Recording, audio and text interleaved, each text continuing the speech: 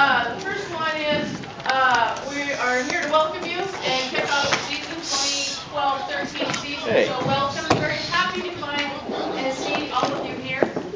Smiling faces, looking healthy and ready to go. Second thing we want to do is take care of some business and administration things.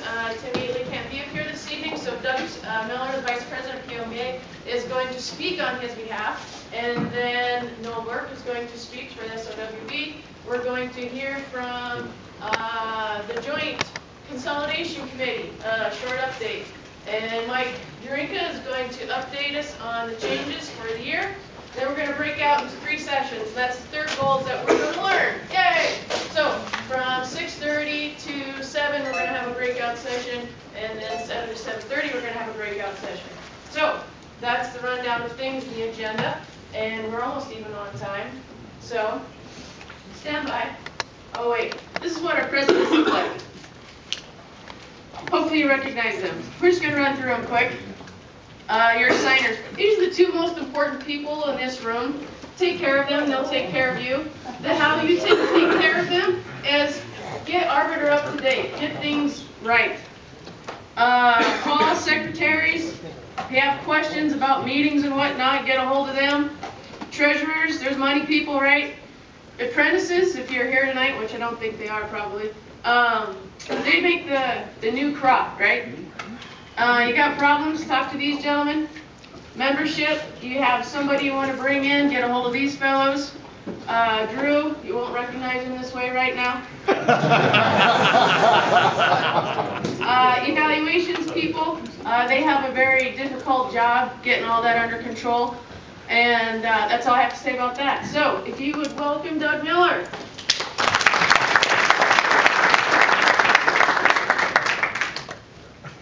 First of all, I'd like to welcome everyone, both from the PNBOA and SOWB.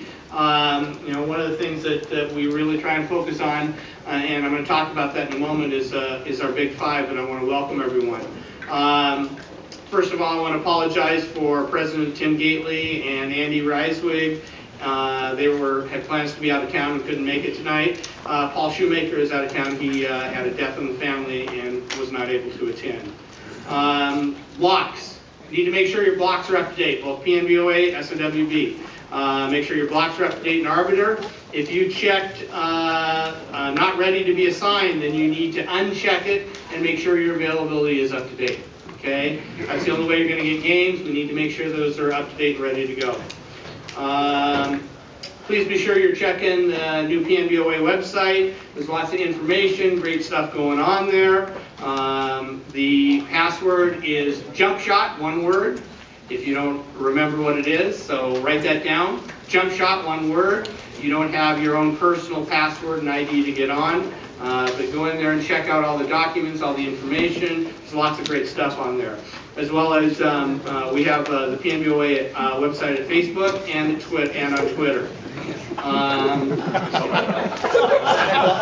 Claus is showing up. Can you go to security, please? I thought I did something funny. I'm sorry.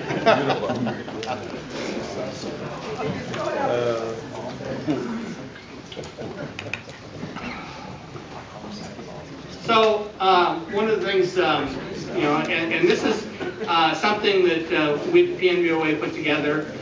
We're focusing on the Big Five. And the very first one that we have on there is strengthening our partnerships. And that's with the SOWB tonight, with the other associations, with Snohomish County, with Pierce County, trying to get those things taken care of. But making sure that all our partnerships, and we're working together with them to move forward, and that's one of the focuses of our Big Five. Accountability, holding people accountable, not only your board, but our membership and assigners, whatever it may be, making sure that everyone's accountable for their actions on the court, off the court. That's the second one. Engaging our members. We want to get our members engaged in what's going on. And one of the biggest things is we have some people who like to participate a lot and some people who don't like to participate. And we want to get everyone engaged so that everyone is, so we're able to deliver to our the schools and our customers the best product that we can. So everyone needs to be engaged. The use of technology, that's something we've really stepped forward with. I know Andy Reiswig has done a lot with it, working with Facebook, Twitter. We've moved to a new website to better control the things that we put on there and easier access. So technology, trying to move forward. We go back to the days when John Lindsay would post a sheet on the wall and say, sign up, here's your games, or sign up for your games. And we don't want to go back that direction. And to his credit, John has come a long way with technology. So, and as well as Leslie. Leslie does a great job with that. So we want to move forward with technology. Ongoing training and three-person mechanics. Okay, the focus has got to be three-person mechanics because that's where we're going. But ongoing training, I know both the PNBOA and this SOWB have put on training camps, training academies to try and make our members better. But also when you attend the meetings, that the training is focused on the things that you want to learn that will help you become a better official. One of the things that we're trying this year is having breakout sessions. So you'll have 30 minutes with everyone in one room, and then we'll break out to different sessions, and you'll be able to choose what information you want to learn about, or that will hopefully make you better as an official. So those things, basically the big five, the things that we wanted to focus in on, and it's something that we put together, but I think it's important that everyone understand where we're going and where we're trying to get to.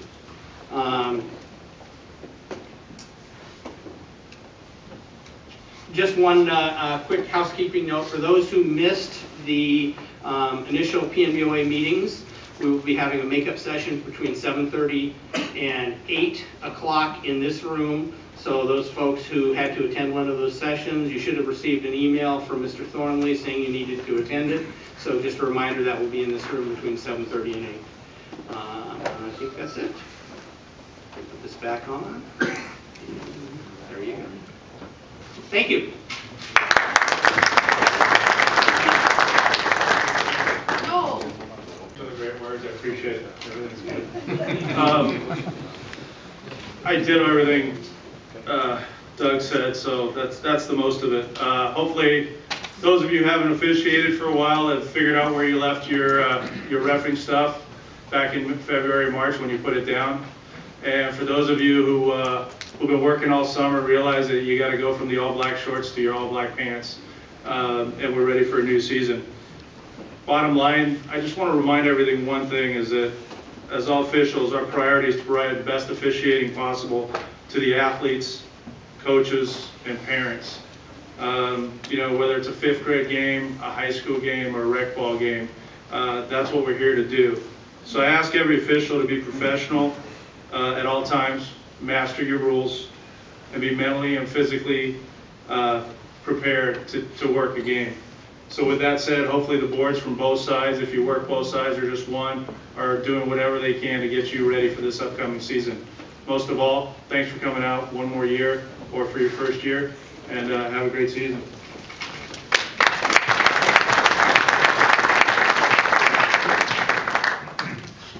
Steve and crew. I think probably set. So just really a quick update on the, for lack of better words, consolidation. We don't have an official consolidation committee, but a couple of the members of the SOWB board and a couple of the members of the PNBOA board have been getting together and just trying to work through some of the mechanics of what a consolidated organization would look like. Some of it is kind of already in the, the goals of the PNBOA started this year about working better with others or working well with others in the partners. And a lot of that is coming through in the joint SOWB PNBOA efforts, particularly as it relates to training. The apprentice training program has been a joint effort this year and probably for several years now in the past. And observations and evaluations, a lot of joint effort going into some consistency on that basis. And our little committee has kind of gotten together and worked mostly on mechanics, so putting together a constitution and bylaws that kind of incorporates the best of PNBOA and SOWB, and also at least taking a crack at consolidated policies, which is not typically something that members would vote on, but something that the board would vote on when that consolidation, if and when that takes place. So the real goal here is to get us to a point, hopefully in the next 30 or 60 days, 30 days or so, that the boards are able to evaluate what a combined organization would look like. And then the goal would be in December to come to the two groups with a recommendation one way or the other, whether that's a consolidation or not, whether that happens this year or the year after. It's still a little bit of a work in progress. Hopefully we make good progress over the next 30 to 60 days. It's a challenge because now everybody's kind of geared up to go do basketball games, and perhaps we might have been able to get some of this done better in March or April, but it is what it is. So we'll continue to keep you updated in terms of the progress that we make, and feel free to talk to us with any questions. Just in terms of kind of information, it's Drew Hendel and Aaron Wood kind of helping from the PNBOA side, and myself and Mike Lloyd on the SOWB side. So any questions, feel free to email us or call us if you wish. Michael? Thank you. Well, Oh, no, he has 10, just so you know. No, because we have 5 minutes of transition time to the rest. Okay. Okay. So I'm going to go over the rule changes and points of emphasis for this 2012-2013 season. Rule changes are really pretty simple. The only major one is Rule 12, or 2-12-11-12, 2-11-12. The official scorer is now required to wear a black and white striped garment at the table. The rationale is that the players, coaches, and officials are more easily able to recognize and identify who the official scorer is for the game. If you run into, there's going to be a little bit of difference in this. At rec ball, this is probably not going to happen. Okay. You still should designate who the official scorer is at the rec ball game. At a high school game, this should occur. At every gym you go to, there should be a black and white striped garment for the official scorer to wear, and they should wear it. If you run into a situation where a school does not have this in place, please let one of our assigners know, Leslie and John, and we'll coordinate with WOA and WIAA to get this rectified so that there is somebody at the table wearing the right garment. So in other words, don't stop the game and don't say, no, we're not going to play the game because there's not someone in a striped shirt. We want them to address it in the background. Let's move forward. Okay, they don't have it. We'll fix it later. Okay, but make sure you communicate that. If you don't communicate that, then you're going to have that same issue the following game, and so on and so on and so on. Yeah. I'm sorry, is this at all levels of school ball? This would be all junior high, JV, C, varsity. Here's proposed by the Metro League. So if you're the first person, first crew that goes to a gym and they don't have somebody wearing the right shirt, don't have a shirt available, you need to send an email to John and Leslie, and we'll coordinate with the right people to get that fixed. So the third crew who shows up to do the game 2 weeks later doesn't have the same problem. There's one editorial change. Jurisdiction of officials is terminated, and the final score is approved when the officials leave the visual confines of the playing area, no different than what it's been in the past. The officials retain clerical authority over the contest through the completion of any reports, including those imposing disqualifications, which are responsive to actions occurring while the officials had jurisdiction. This is essentially an administrative change to the rule book. What it's saying is that if something occurs during your game that you need to report to somebody about, you still have the jurisdiction to report.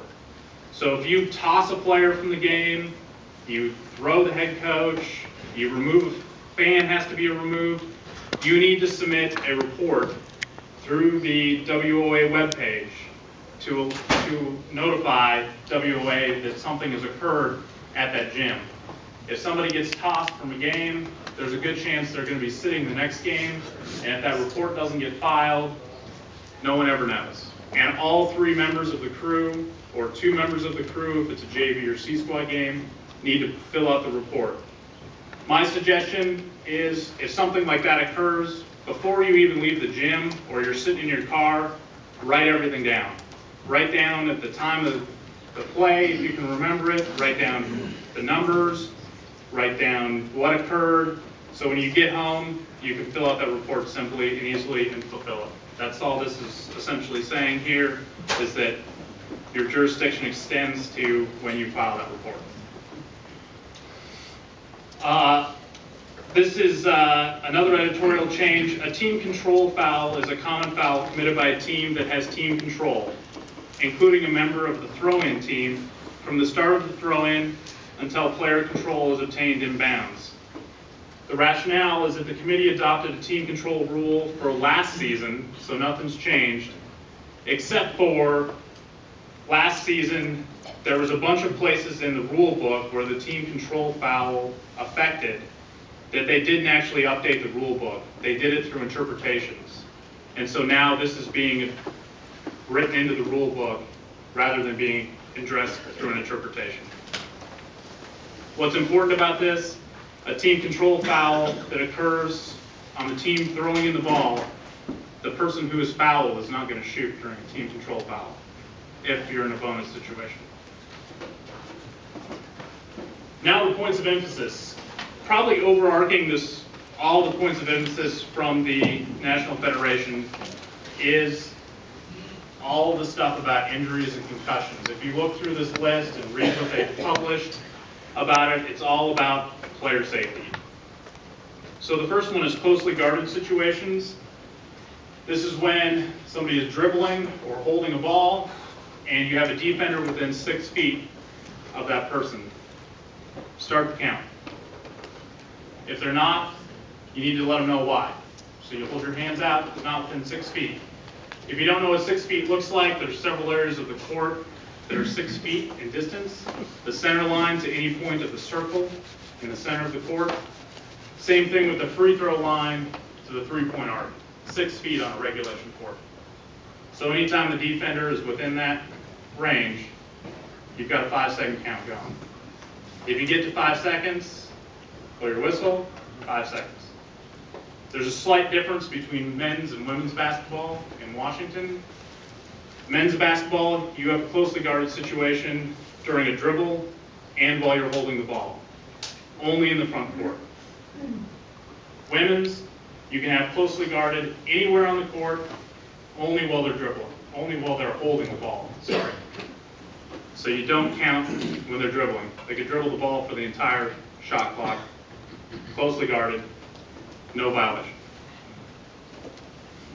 The second one is contact above the shoulders. This is all about player safety.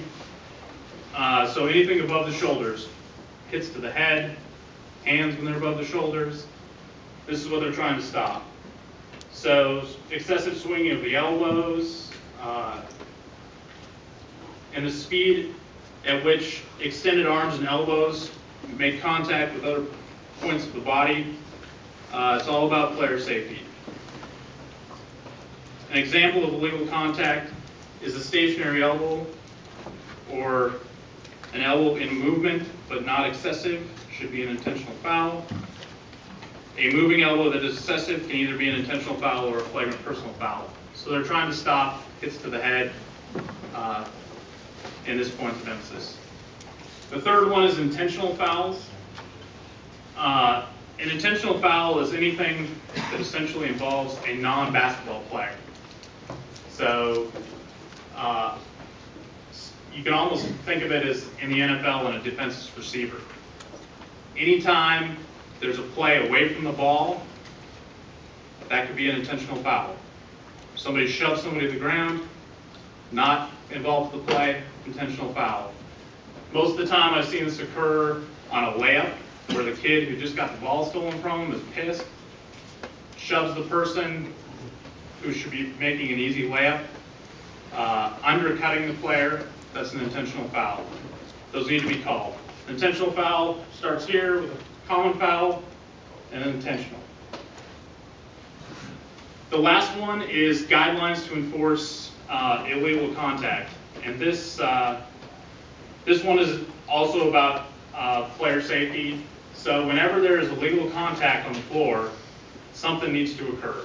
A penalty needs to be assessed, play needs to be stopped, and something needs to occur.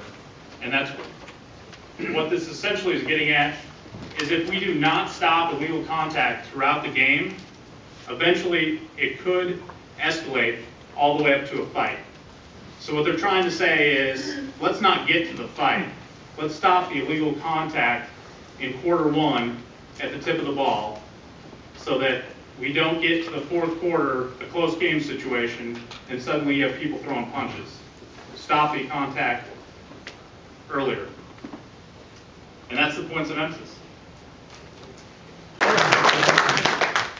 All right, we're very close to accomplishing our 3 goals. Just another quick little note, just a reminder more than anything else. I've had the opportunity to work with some kids and train them and get ready for their upcoming season, and the kids really do appreciate the time and effort that you guys put out there. When your time off the court shows up when you're on the court. And I just wanted to relay that to you and put another little bug in the ear. You know what? They do appreciate when I'm out here. And they don't always show that way, or their parents, you know, whatnot, this, that, and the other. But a lot of good things the kids have to say about what we do and how we do it. So to finish up our, yes? One question, do we know when the rules clinic is going to be available online? Mike or anyone? He said it was going to be available in the middle of the month, and I asked him 2 weeks ago. As Middle of October? It wasn't enough. Yeah, that's what you should. So I guess in the next week, I would imagine he's working on it. Is that the Roof clinic is WIA? Right. We'll let you know. We'll send out a note. What? Yep. No? Didn't we set a deadline for when they have to have it done, December 1st? I believe so. That rings a bell, but I can't. So the important thing to remember is by December 1st, you know, you should have completed your test online. So obviously keep checking. We'll send out an email, but remember December 1st, if you haven't done it, it's on you. All right, finishing up what we have, to simplify things a little bit, the same presentation will be in the room. So it's up to you to get where you need to be to hear the appropriate information. Here, it's going to be Film Never Lies, and 204 is out this door and across the hallway. That's Traveling Simplified EQ. 208. Oh. Oh, wait. Yeah, okay, you're right. No, 208 is over here. The rooms are mixed up on there, I guess. No matter. Go over here for traveling. Traveling over here, And back behind us. and go out this door and wrap around for above the rim. So they get 25 minutes, your presenters get 25 minutes to share information with you. You have 3 to 4 minutes to transition to those spots. So wherever you want to go, that's going to make you a better official is where we want you to go. And yes. I just had one question. All right, well, I'm going to tell them to go there now, so go ahead. I got a phone from somebody with loss. I just want to ask you on that. We send the emails to the Assignor for all levels, always be trying to, I just want to be sure about that. Right. If you like Drew, just get a little Hamlet to provide the story and bring yourself. He likes to kick people out scores. All right. Traveling over here, above the rim, back and around. Here's the next slide. We have 2 special guests here to talk about Film Never Lies. And I want to thank both these guests. They've taken time out of their busy schedules to be here. First, we have Matt Mason, who many of you know, longtime PNBOA member, college official, and I don't know everything about him. And then Nayland Sood, who's the head coach at Montlake Paris on the boys' side, and who took his team to state last year and did very well. Congratulations.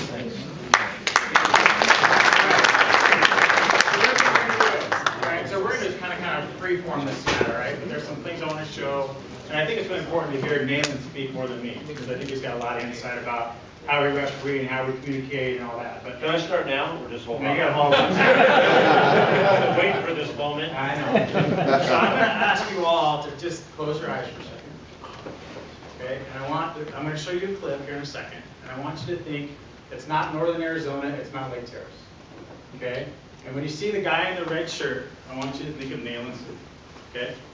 And I want you to see how he reacts to a play. Okay? He has not seen this play. Let's see if this is. I don't have any volume up here, but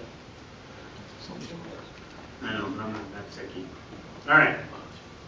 You can open your eyes.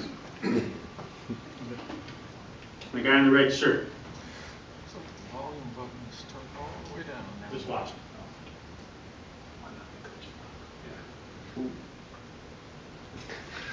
I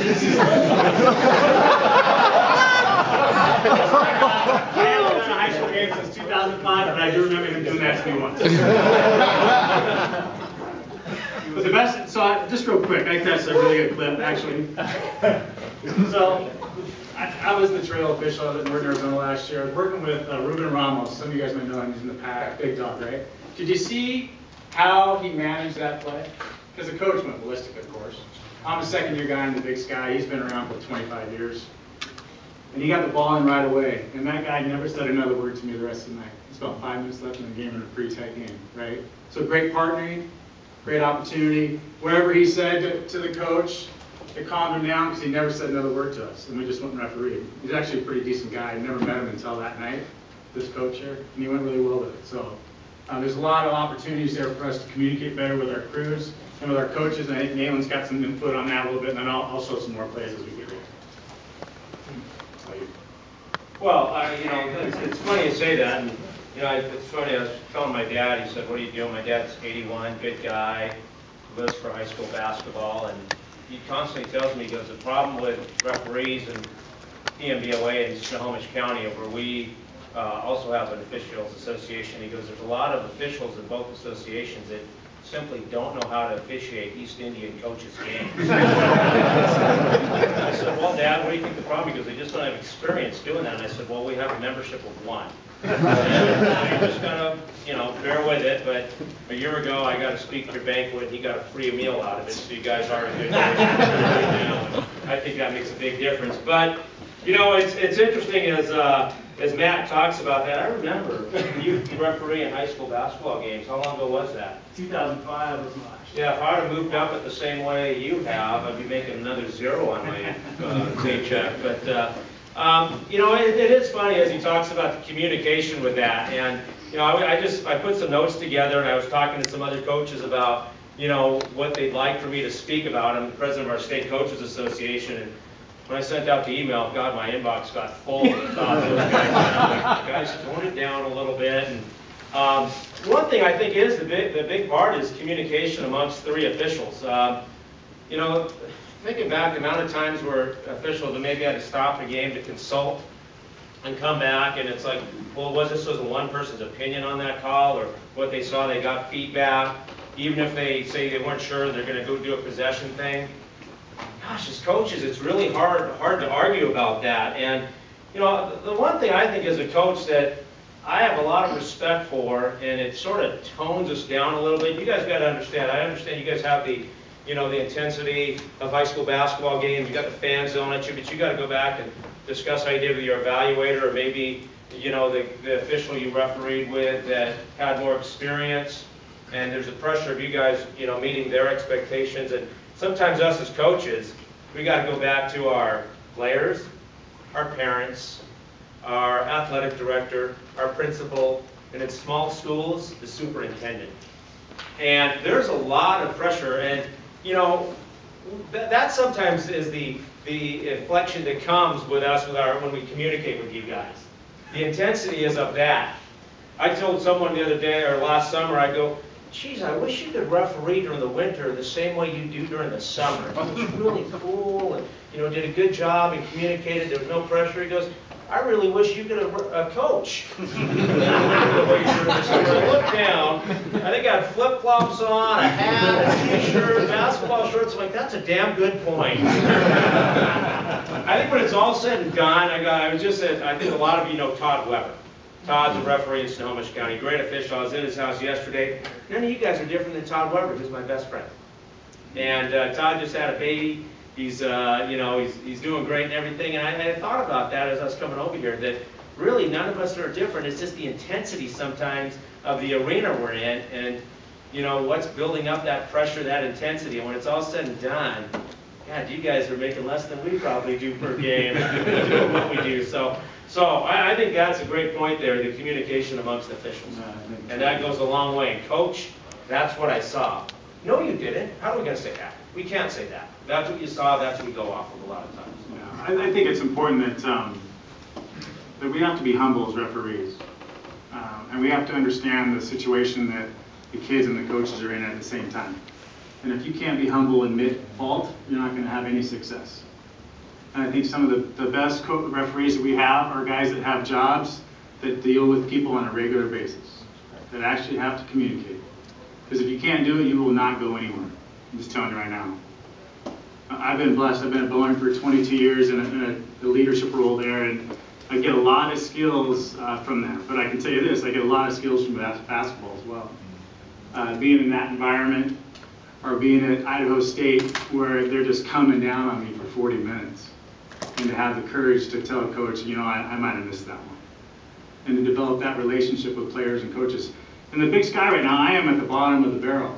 So I'm having to start from scratch to develop relationships to have success, because they could care less. They get me out of there as quick as they could. The next guy is coming up, and it's going to be in this room probably more than likely. So I got to have some skills to be able to talk to coach and let them know that, I might have missed that play, or we're working on that, or things like that. So it's really valuable, and I've been lucky so far, knock on wood, to survive. And it's all about survival for me right now. So I'm going to show you another play here real quick. This is at Eastern Washington. Let me know if, at the scenario. So my partner, we're in transition. I'm the new lead. I'm going to look in transition to make sure I look at feet. We have 2 referee plays. Everybody know what those are? Give me 2 of them. Screen hedge, right? What else? 3-point shot, contested 3-point shot. Right? So Nalen's probably looking for all those plays. He runs that a lot. He probably runs a high hedge, maybe with the elbow or something like that. So we have to have 2 sets of eyes on that play. So we're going to give him some secrets that he knows. Hey, that's a 2-referee play. Why do you only have 1 on it? Right? Yeah, that's right. You went over it this yeah. But I'm going to show you. There's a lot of confusion on this play. Okay. My partner is going to close fist, call a foul, and the ball goes out of bounds. All right, and I think we're shooting. If you watch the kids, they go to the line. They go to line up to shoot shots. Everybody in the gym thinks it's going to go against Eastern. They go to him, and he changes his mind, and he goes, "We're going to put the ball out of bounds." And there's no dialogue with anybody else in the gym except for me and him. We're the only ones who know what we're doing. So the Montana State coach, who you won't be able to see on the tape, is going nuts at the other end, right? But you can't see it. We bring the ball in play, and then we have a cheap foul against Eastern. I mean, it's a really bad sequence, right? But it really shows how valuable and important it is when we blow our whistle, how sincere we need to be about how we blow it, because we've lost a lot of credibility on this play. One more thing. If you don't know where a camera is located in a gym, you might want to figure out where they're at, okay? I got my ass chewed at Weber State last year, and I knew that the guy that was yelling at me was not on tape, and I could not defend it. And we got the ball in as quick as we could. So keep that in mind. Most high school gyms are taping now, and if you can't defend yourself on a tape, you're going to have to explain to Leslie and John what happened. Good luck. All right, actually, I would like you to ad-lib on this a little bit on how would you like to handle that play. Okay, so when you see it, I'll run it a couple times.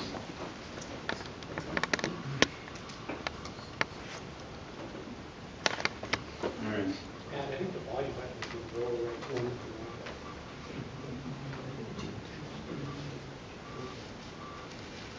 All right, we'll just go without it. So we're in transition. I'm working with 2 guys that are 30 plus years in the league. Again, I've only got 2. I'm going to my 3rd. Here we go. The play's going to happen down here in the corner.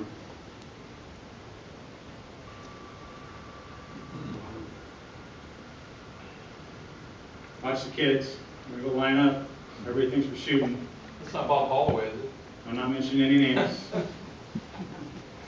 They did not sign release forms.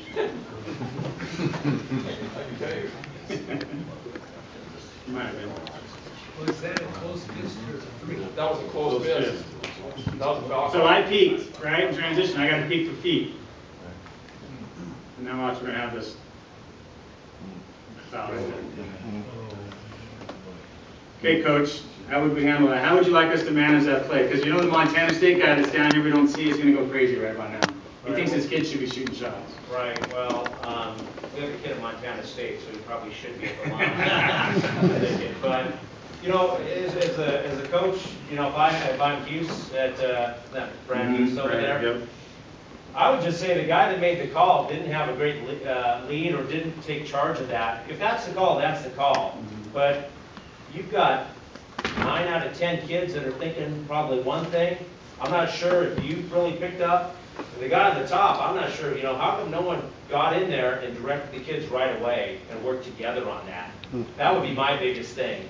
So there's 3 of you working together and following the lead off what the call was made.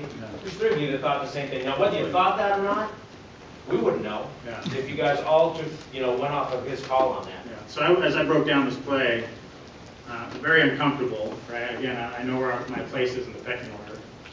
But I went to him and I said, did you have a foul? He said, no. Ball's going in on the baseline. So my mind goes, okay, let's get it in as quick as we can, right? Because, again, the guy's going nuts at the other end that we don't see, right? So, and then my partner out here, he had no idea what we're doing. And that's where we screwed up, right? Either myself, well, once he sees me bring the ball, he knows to change it, right? But my partner probably should have went to him and said, hey, I had an inadvertent whistle, we want the ball on the baseline, let's go. And we didn't do that very well.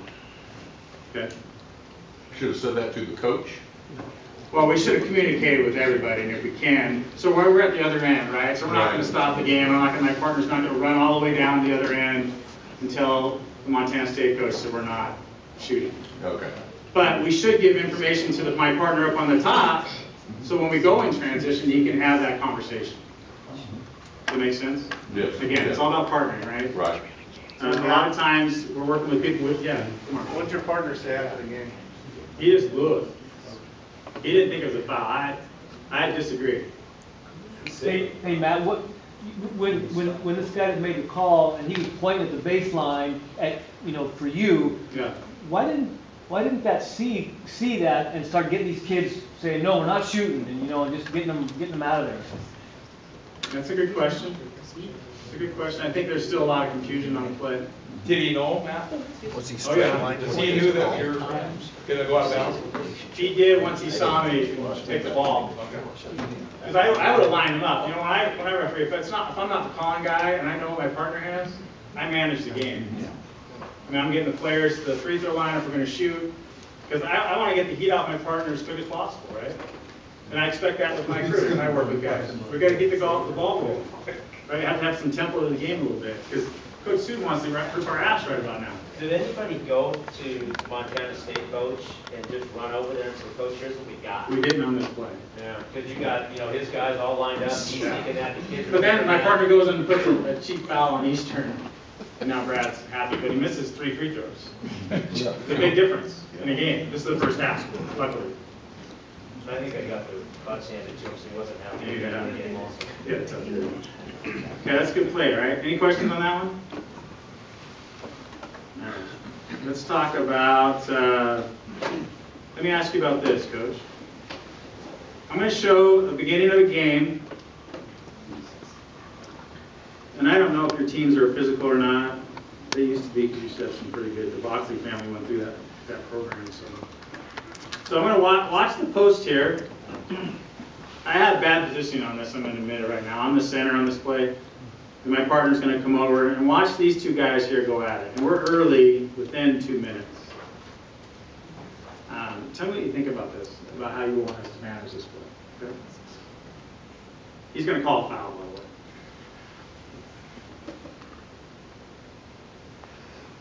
Arm bar, right? Once the guy gets the ball, right, arm bar has to drop. Right? They can't play arm. It has to be back to chest, right? So that's one area we should clean that one up right away. What do you think, Coach? Well, Well, it's funny because it seems to me in high school basketball, and tell me if I'm wrong, Greg, chime in here, that the initial part of the game, there's a lot of, communication from officials towards high school kids about playing defense the right way. Get your leg out from under them. Get your arm bar away from them. And that sort of sets the tone from the beginning of the game. So either the baseline official is communicating that, and if it's not going to happen, he's going to call it and say, I warned you. And as a coach, I don't mind that. I don't mind that because in high school boys basketball, sometimes at the post position, there can be a foul 4 times out of 5. But after that went on, at the beginning, and then to make the call, which it looked like was an offensive foul, that would probably set me off a little bit. What about the 3 contacts before you made the call on the court? he puts the foul on the offensive guidance play. Right. And that's what would set me off. But if I hear that there's a little communication, now as a coach, and I'm not perfect at it, I appreciate that you guys have at least talked to the kids early in the game, here's what we're going to establish. There are some coaches that don't want you talking to the kids.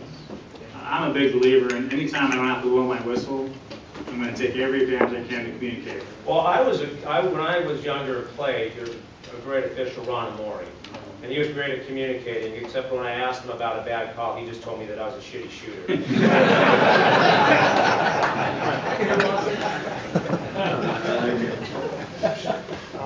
Okay, here's a good one. So this is a great athletic play above the rim, and I think this has Brandon Lindsay here. No? This is a game we had last year at Bellevue. Okay. I'd be curious what you think about these types of plays around the basket. Let me get there here, sorry. Tell it's me, I got the ball spot on the top there. It's been getting thinner and thinner as we go here. So I like that play. I like the athleticism around the rim. What do you think? Can you go back to the other one? I was looking at your head, sorry. I know. I warn people, I think from the backside, you're going to get glare on the camera. Here we go.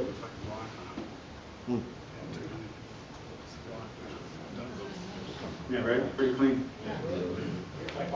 You know what I see, and I saw this yesterday when I was watching the tryout? Guys blowing the whistle on that play. They're blowing it at the beginning of the play instead of the end of the play. Right? We have a tendency to be so quick on plays around the rim that we don't have any patience and trust.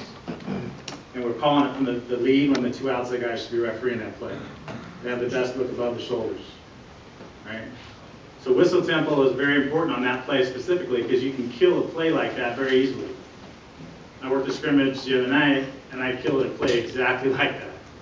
On a really good block on 2 very athletic kids. And my whistle is really quick right now because it's early in the season. And I blew on a play that I would never blow in a game. It was not a very good call by me. But I had the tape, I'd show it because it wasn't very good. If I'm the coach of the team on defense, what am I yelling? Let them play. And if I'm the coach on offense, I'm probably going to go home and say, is the kid going straight up? And how's that play? And the things right there. But that looked like a pretty good, clean play. Okay, here's a great play. So this is last year at Portland State. They're playing Linfield. I'm the trail official in this play, or the center, excuse me. This is a tough play. I got killed on this play, and I kind of agree with it to some extent. Where are you? I'll show you in a second. Let me get to the start. Okay, I'm out here. It's my partner from Colorado, and this happens to be Ruben again. I worked with him 3 times last year. We're gonna have a shot come up out of my primary, and we're gonna have a potential competitive rebound play right here between 11 and this kid. I believe it's this kid right here. Okay. And ideally, in an ideal situation, the outside guys have rebounds, right? And if it was me, I'm as a center official, I'm looking lower block opposite because I can see through the defenders. All right, just like the trail would be looking lower block opposite because he can see through the defenders. Normal. So we have a shot and a push in the back, and then a scramble, and then we put a foul on the guy that got pushed. Not good sequence. So let's run this real quick. And then this is the coach, Larry Doty from Linfield. You know Larry? That's true. Okay, here we go. So it's very subtle. I'll play it again. But you got to look at the inside guy in front of 11 white and watch his body change.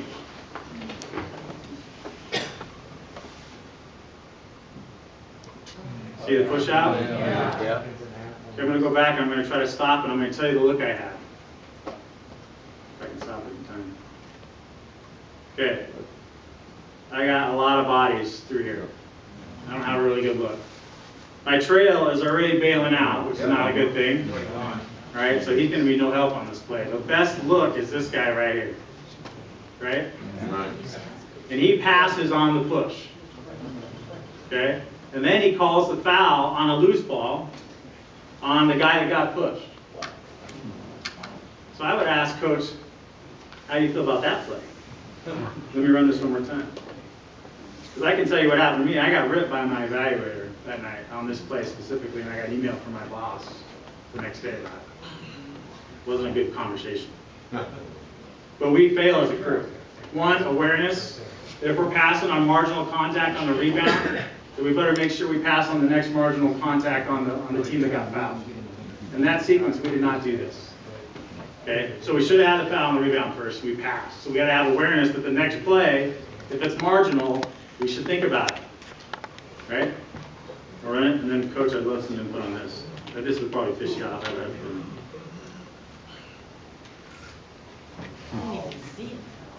So that's a tough play. Well, it's pretty subtle, but, you know, you just started this whole thing off here by talking about working together. And as you said, you know, instead of 6, you have 4 eyes because your trail, who is responsible for the opposite lower block, gave up on that. And so that just eliminated, he had the best angle of seeing what happened on that. The lead had a good look at it too, I would say. And he's the last line of defense, honestly, right? The trail is so much Did you get a call from your evaluator on that? No, I was the new guy on the crew, remember? I was the one that got drilled in this game. What did they say to you about being drilled on it, that you should have had the first? Because I should have had the first foul. Well, I couldn't see the first foul, and I'm not going to guess. Right. Right? I don't guess in my games. I try not to. But that's a quick transition from you watching that shot. I got a competitive shot. Watching anything going on in that shot, and right after that, you got to watch that also. Right, that's a really good point. So we have to have an awareness, and that, I guess that's my message, right? As a team, we have to have awareness of what whistles and non-whistles we put in the game. So was it brought up to the trail that he's got to stay in that play? Not by me. Remember, there's an extra 0 now on my check there. Right? That's reality. Right. Right? If I was, there's guys in here that I worked with before, I would hope they would say something to me if I was a veteran. Because I trust these guys. Right. And You get in that environment, that is a different bird altogether, man. That's, I don't know, Ruben, that's a veteran. Yeah. Big back. Yeah. West Coast Conference. Matt, one of the things that I think is an issue is we're so conditioned, I'm going to use that word, as a lead, to not be calling stuff we used to call. You know, block charge, you know, plays up above the rim, trusting the hell out of our partners on the outside.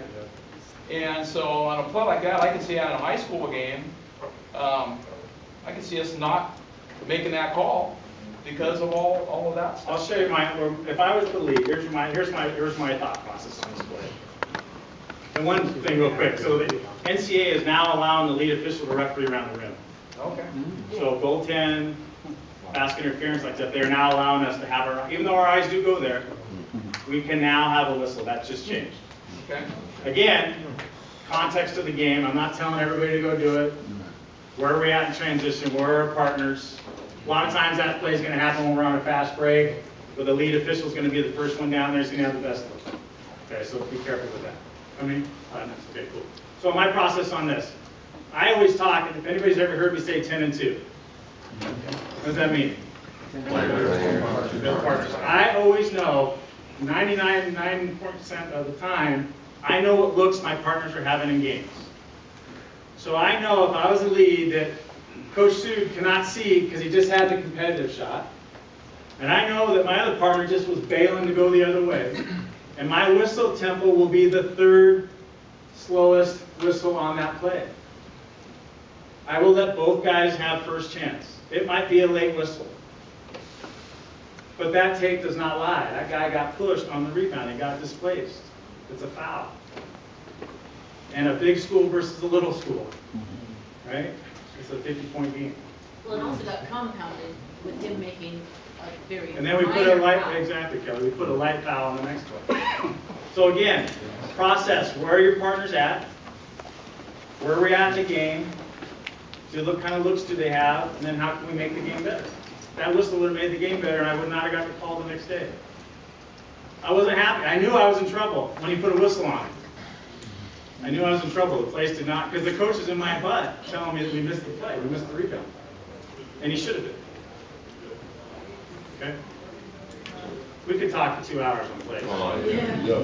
But it's really good dialogue. I got my DVD. Yeah. All about you. All right, anything else? Like, we got to rotate, it sounds like. Yeah. Thank you. All right. Good. What's 7 o'clock? Get rolling here.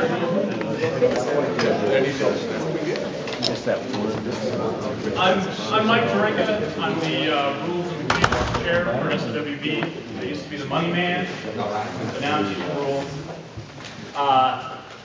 So today we're going to go over probably about 15 plays and a couple what they refer to as teaching timeouts regarding traveling.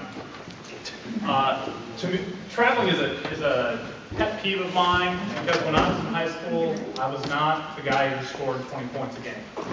I was the guy they put out on the floor to stop the other team. And a lot of times when somebody blew past me, it wasn't because I was out of position, though arguably maybe some people could say I was. But it's normally because the person with the ball or the offense traveled to get past me. A lot of times in games, you'll see an offense player make a great, amazing move, blow past the defender. There's a good chance they traveled to either start the drive or when they did their spin move or something with the basket to get around the defender. This, they asked me in the last class whether or not I could share all this material. I can't share it because it's copyrighted, but I can tell you where to go get it. Right down here, NASO. If you become a member of NASO, I think it's $80 or something a year to sign up to be a member. You get a bunch of discounts on these DVDs. So this is one all about traveling. There's 4 more volumes that they put together for the last 4 seasons that have about 5 plays on every different rule in the book. It was kind of eye-opening while I was sitting down watching some of these as to some things that I definitely missed in a game, and even in this traveling one, stuff that I picked up. So traveling is Rule 4.44, page 40 of your books. Essentially, traveling breaks down into a couple different things. One is, if I catch a pass and I've got both feet on the ground, either foot could now be my pivot foot. So I can move my left, my right's now my pivot. After I've moved my left foot and my right foot has been established as my pivot foot, I can now lay up without putting this foot back down, or pass. That's the only 2 things I can do. That's with both feet on the ground. It gets even easier when only one foot comes down first. Now you already have the pivot foot, and you can do one of those 2 things. Lay up, pass, or dribble. You must start the dribble before your pivot foot comes off the floor. That's right. Okay. The other part of traveling that's confusing is when somebody grabs the ball and is sliding across the floor. A lot of times we'll see that called as traveling. It's actually not traveling until the person comes to a stop and then moves. So you can slide clear across the floor for 15 feet, and until you stop and then move, is it become a travel. Well, it's not a travel until they, quote, roll to gain an advantage, unquote. Right. Exactly. So it's not if they move, but if they roll to gain an advantage. Yep. And we're going to see a bunch of different things here. So let's jump right into the clips. Much better than listening to me move around. So these first 5 are without defense, or there's a defender, but it's not live game.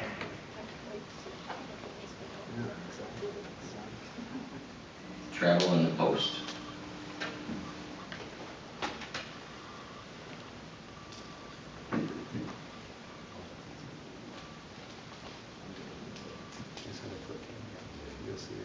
Right foot's a The initial move is legal, until the right foot returns to the floor. If he doesn't set that foot down and goes right up the basket, clean play. Watch the play develop from across the court as the center official. See the action yet again as the trail official from the outside.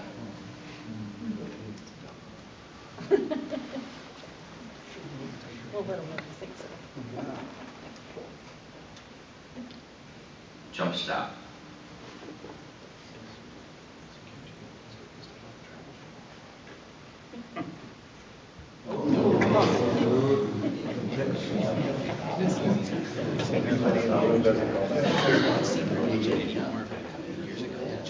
Gathers the ball in the air.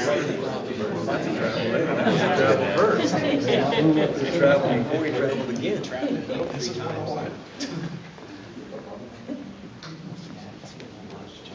The trail should follow the play into the basket and take ownership of the play. He's a pretty dynamic speaker. Shooter's hot.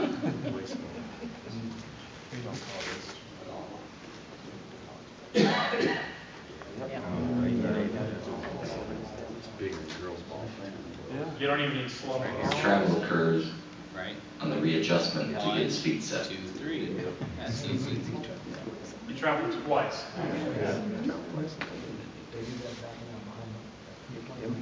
The trail has to maintain an open angle in order to see this play.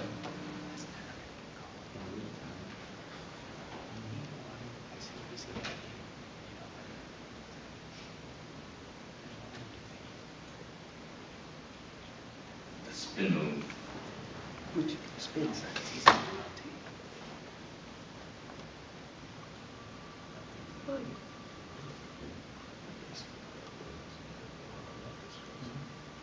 The left foot is lifted and retouches.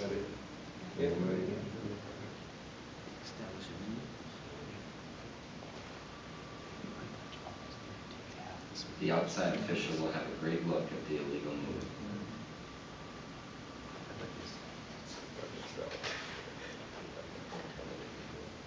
Travel in transition.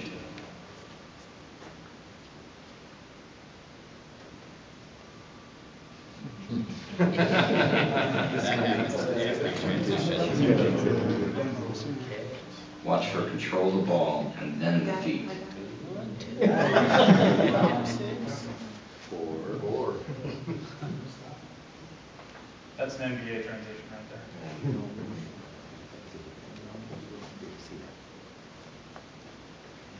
In a crew of 2, the new lead will have the best look. In a crew of 3, it's a perfect spot for the center official. Okay, so we essentially watched 5 plays right there with no live action. When during a game, before it even starts, do you get to see these things occur? Warm-ups, absolutely. For that 15 minutes where you've got nothing to do, you're just standing out there looking good, maybe stretching some arms. You've got 15 minutes to watch a team travel, or at least learn their tendencies. So if number 34 is a shooter and she's always doing the shooter's hop in pregame, most likely you're going to see that exact same thing during the game. Same thing with post play. You watch them travel during warm-ups, there's a good chance you're going to see that exact same move during the game. So you've got nothing going on for 15 minutes unless you're the referee and you're going to go check the book and do that. But you still have a bunch of time standing there. You're just watching. You can easily pick up on these things before the game even starts and know players' tendencies. So when it's live, real-time action, you'll already have been clued into what could possibly occur. So now we're going to watch a bunch of different clips. These are all live game scenarios. Loss of control.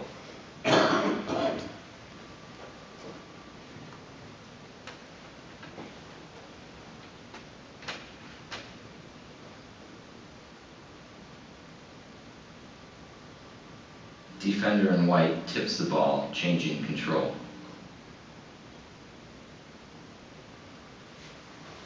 The The trail official has a great angle and properly no calls the play. No travel there. Because you have to have control of the ball in order to travel. So when White hits that ball, you no longer have control. Start all over.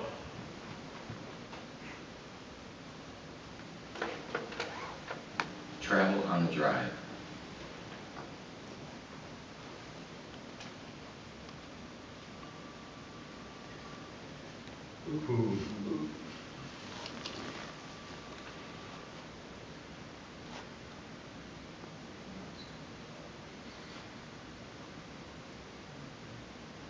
Watch closely as the ball handler establishes the right foot as the pivot.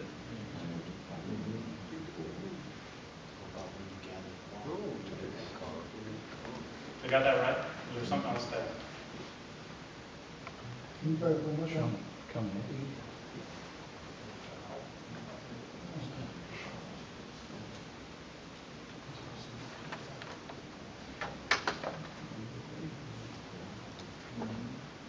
Watch closely as the ball handler establishes the right foot as the pivot.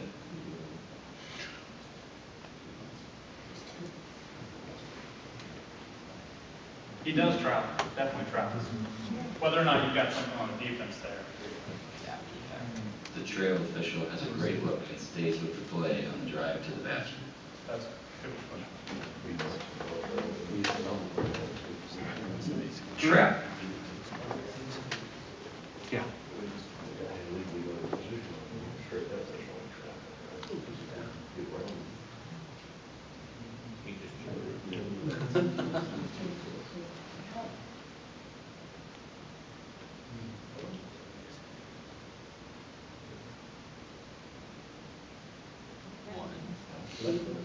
The left foot is established as the pivot foot and moves to escape the pressure.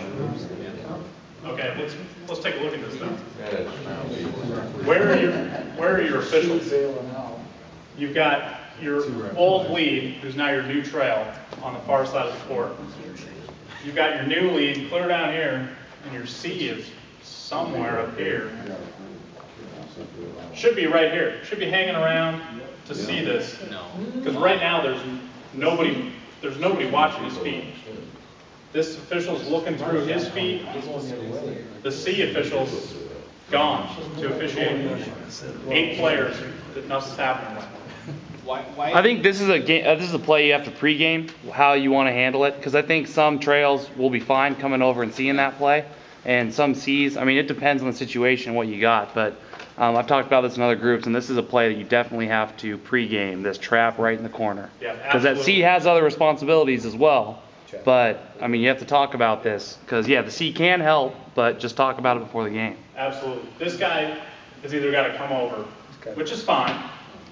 Come over, officiate this play. As the ball moves up, he can slide back into his spot. Or the C's got to hang around and see this. Because right now, the reason why this isn't called is because nobody can see this guy's feet. Run it one more time. Let's go side, you comes down. Now you can come back with him. Well, he does bail. Your C's bailing right here. The left foot is established as the He's there, he stays his first line of defense. Because he gets out of position. Nobody's going on. He started to go up. In 3 persons, the center should stay home to help officiate. 2 persons, the lead needs to come across the court. As you can see. That's really tough because, you know, we always say that the C needs to referee across the court in transition with that next layer of defense, right? Right. And sure, fine. Depending on where your guys are at, maybe you do have the opportunity to come down there and try to help out with that call, but it also seems like it's just as bad of a situation to have a new lead trying to handle 7 guys spread out across 40 feet of basketball court. Yeah. They have 2 sets of eyes on 3 guys. Yeah, I would say that's something, like you pointed out, pregame, you've got to talk about this. Your old lead has got to come over and officiate that, or the C has got to stay, one of the 2. It's got to happen. So let me say this, because It's real easy to sit here and look at the film and pick that apart. But you know what? Sometimes you just gotta miss the play. Okay, because I'm gonna tell you what. There's no way, I don't care how fast you are, you're on the part of the court, coming into the sim trial, as you saw. And if you're the seed, in all your training, you're programmed and taught to go and charge the player. Because I agree, if you have those people down there, one guy on 8 people, he or she can't see all 8. Something worse happens up there, trust me, the travel is not gonna be a big deal. Okay? So let's not get things twisted, people. Sometimes we miss calls. Okay? So don't sit here and think that we gotta get every one of them. I would agree, that travel right there probably didn't change anything in that game. But it's a travel, something you could talk about in your pregame, and hopefully somebody would be able to pick that up.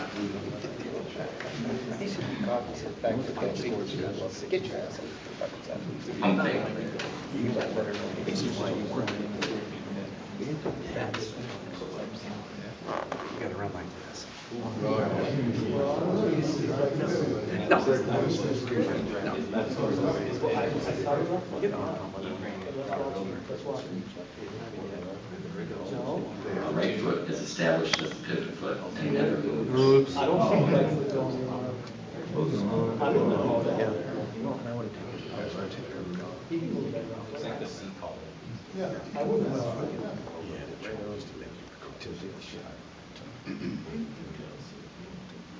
The lead official can certainly call. The outside officials will equally have a good look.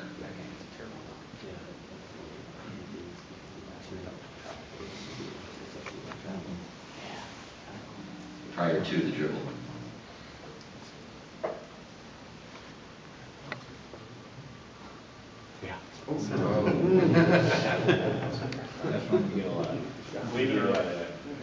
Drew versus Washington. Watch the step backward with the pivot foot after having gathered the ball.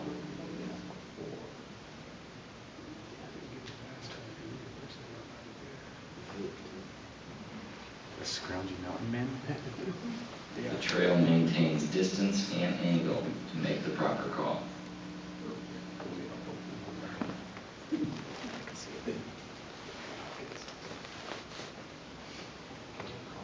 Counting travel.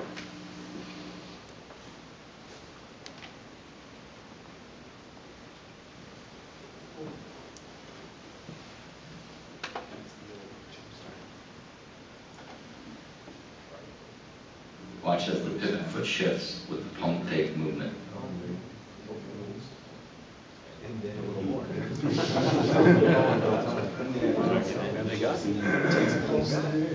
The trail official has the best look.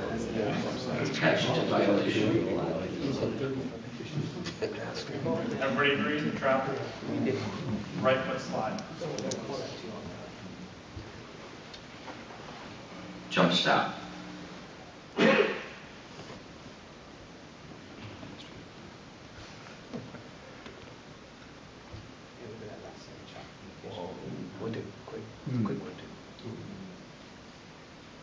So they're calling for out of bounds.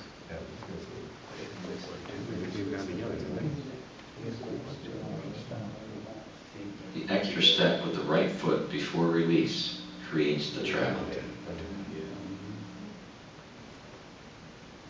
The extra step. So right here, he's already gathered the ball. Right foot's his pivot foot. With the right foot before release And then we've got creates the travel. Then we've got the jump stop. Yeah, I was gonna say that, but I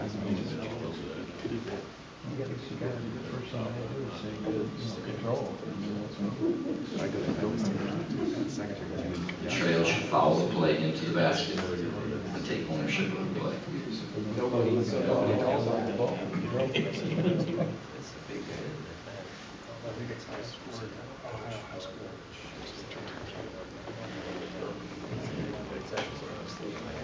Yes. How many times has it been court come by and told them that and said, all the time. Well, Watch this again. I know, I see what he's doing. Yeah, I know. Jump stop. I'll tell you what's wrong here. Watch your trail official. Is he getting a hot dog? Possibly. Plays here. He's at 3/4 court. Yeah. Should be somewhere in here. And then they're going to pick that up. They're going to pick up that extra step. And as far as the coach goes, I mean, they might question it. If I'm the trail here, and I'm going to make this call, I'm going to become the new lead coming back down here. So I'm across the court. So if the coach blows up, he's going to have to scream. And I mean, your C official here is probably going to be the one ended up talking to him. If he asks me again at the next time, I'm going to say, look, you picked up this ball, pick up the ball, foot down, and then he jumped. That's a travel. That's a travel all day.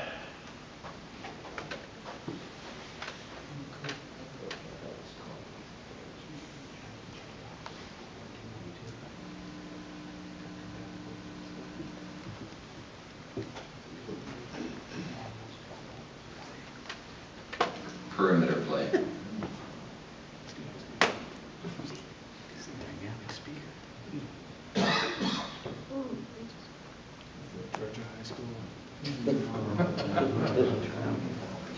No call on that play right there. Not going there.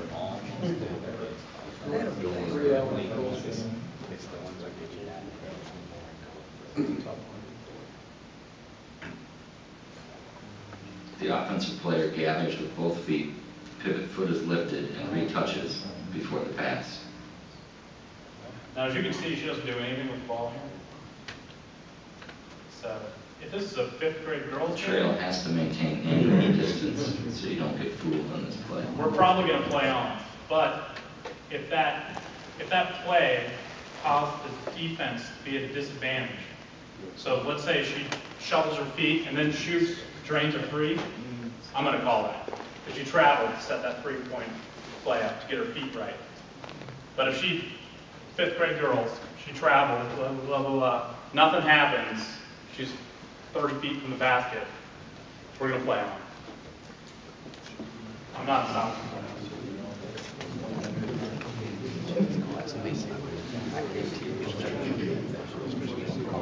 Non-travel spin move.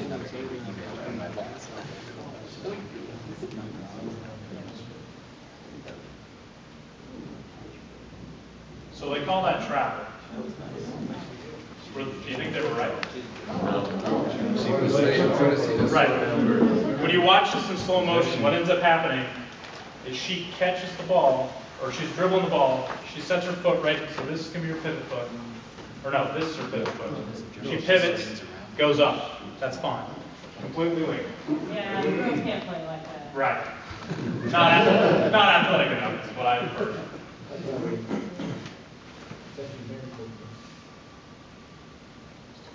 So the key is where she gathers on the dribble. While the pivot foot is lifted, it never retouches. It's a good move. Let's play on.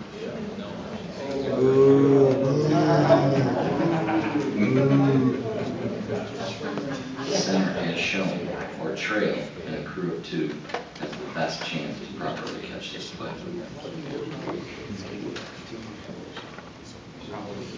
So here's where we talk about Balling.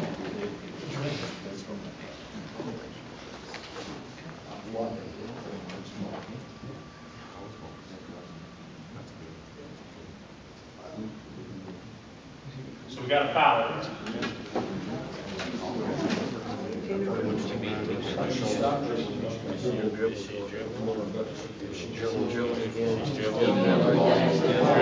That's legal.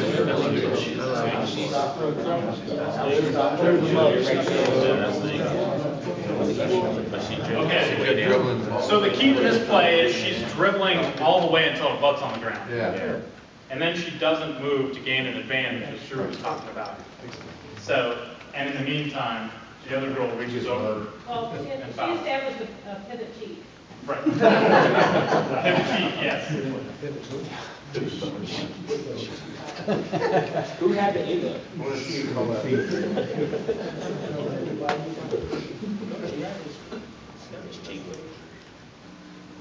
Well officiated by the center to stay with the play.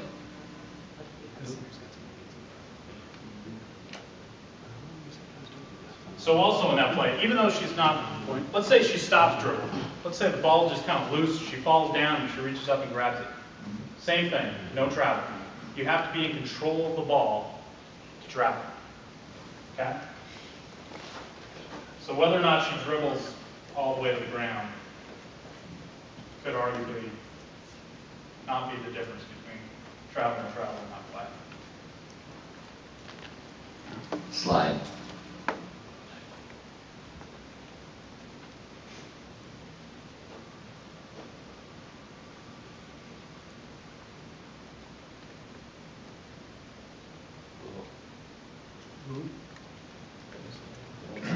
So this is a mess.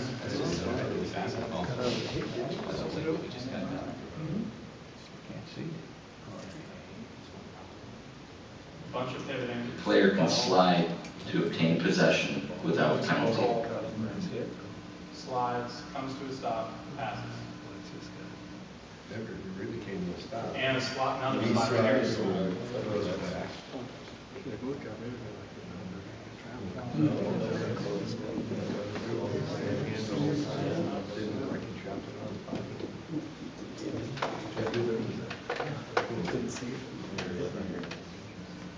The new trail does an excellent job of coming over to officiate the play, and the center official stays to give help as well.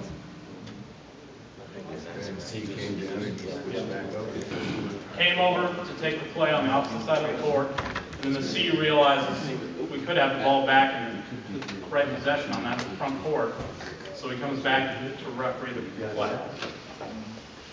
And I think both of those slides in that play are completely fine. Catching own shot.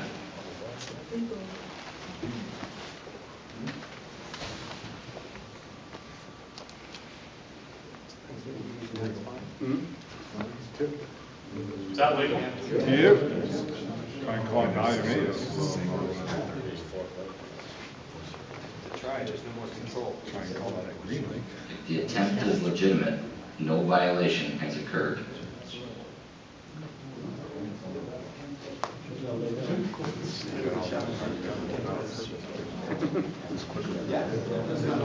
All officials, primarily the center, should be focused on this type of play.